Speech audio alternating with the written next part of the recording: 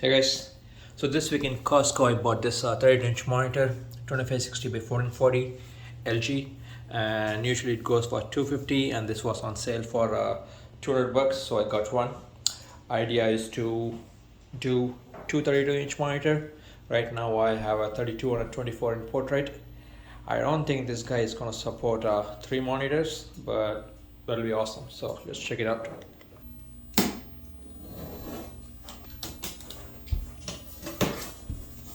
Okay.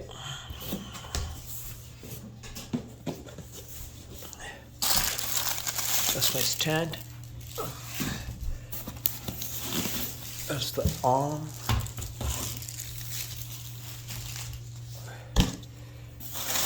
Comes with a HDMI cable.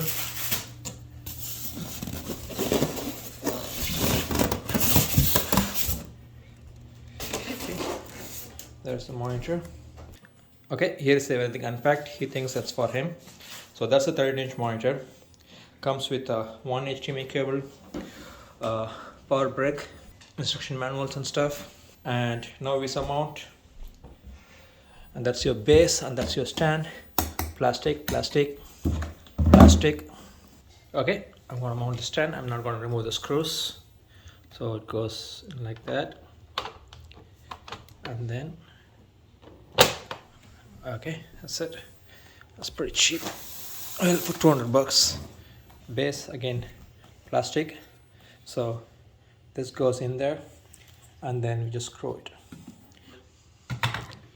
Okay, that goes in, and then we just screw it like that. So looks cheap though. Hopefully it doesn't wobble. Okay, that's a tight fit. I will rearrange the monitors later. So I'm gonna connect my laptop. I highly doubt my Type-C is gonna support three monitors, but let's see. Okay, it's a mess. Oh, look at that. Okay, now I'm gonna play with the resolution and see if I can get a max resolution on all three. So that's gonna be 2560 by 1440. The portrait is gonna be 1920 by 1200. Well, other way around. Another 2560 by 1440. Let's see what happens. Identify. So this is 1, 2, 3. So 1 comes in the middle. So 2 is gonna be 2560 by 1440. Hope you can see. And this guy is gonna be 2560 by 1440. And that guy, yeah, oh, it does support. Pretty impressed. Portrait.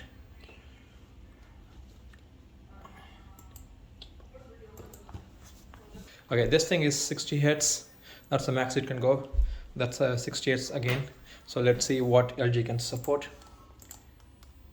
Okay, look at that. Do 75. I don't think it's going to support. Let's see.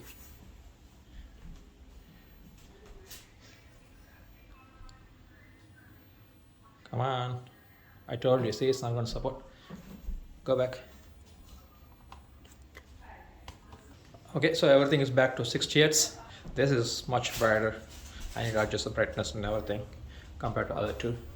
Okay, I will rearrange and then I'll show it to you. So I removed the third monitor for now. I have two 32-inch monitors. I will put the third one when I get the bigger desk. And as far as the colors, you see that's my LG. And when I move that to my BenQ, whites are more natural in BenQ, whereas in LG, no matter what I adjust, it still has a bluish tint. So let's go to the controls. So the power button is up here, and that acts like a multi-directional switch. And here's my menu. So go to settings. You have your basic brightness, contrast, volume. Well, there is no speaker here. I don't know why there is volume. Color temperature, I just choose it to custom. There is warm, medium, cool, manual. I'm gonna go to custom. And as I said, custom is the one where I can get my whites as close to white without any bluish tint. So if you look at the picture modes, as you toggle through the picture modes, all it does is plays around with your brightness. For example, let's say I choose HDR effect, and then if I go to my, see that brightness is moved 100%. So that's how they do the picture mode. I'm just gonna choose it to my own custom. Aspect ratio, I just keep it to just scan. And picture edges, same thing, brightness, sharpness and everything. I don't do any games. This is my work computers, so I'm not going to do much here. But if you go to game adjust, you have response time, free sync, super resolution. Apparently it's, if you turn it to high, your HD videos appear good. So I'm going to leave it to high and see what happens. Okay, black level high, and then your basic settings, energy saving, power, LED, and so on. So this is a $200 monitor, and for $200 it's pretty good.